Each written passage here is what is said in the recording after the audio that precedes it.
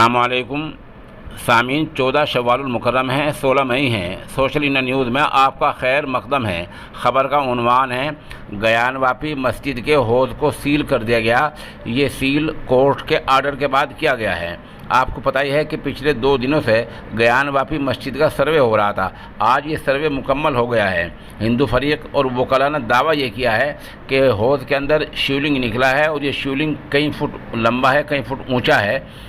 और ये इसी बात को लेकर वकील कोर्ट में गए हैं। तो वाराणसी की कोर्ट ने जहां वो शिवलिंग का दावा किया गया है, यानी हौज़ के अंदर हौज़ को चारों तरफ से सील कर दिया गया है, ऐसा वाराणसी कोर्ट ने ज़िला कलेक्टर को यानी वहाँ के डीएम को आदेश दिया है। अब इसका मतलब ये हुआ कि हौज़ के आसपास किसी को नहीं जाने दिया जाएगा। अदालत ने उस जगह को मुतनाज़ा मान लिया है। ये एक नया काम हुआ है और ये वहाँ पहली बार हुआ है कि हौज़ को सील कर दिया गया है। इस नामनगार ने वहाँ के मकामी एक आदमी से रब्ता किया है। उसमें उसने नाम ना छापने की शर्त पर बताया है कि वहाँ की वज़ू की सूरत हाल दूसरी है।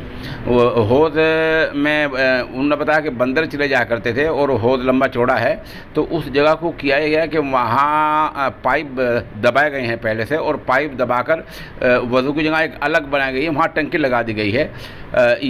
ये सूरत हाल है। और सर्वे में ये कहा गया है कि हौज़ का पानी निकाला गया, और पानी निकालने के बाद जो शिवलिंग वहाँ नज़र आया तो उसके बाद लोग कोर्ट में गए कि शिवलिंग को प्रोटेक्शन दिया जाए, इसकी हिफाजत की जाए। तो कोर्ट ने उस जगह को सील कर दिया है।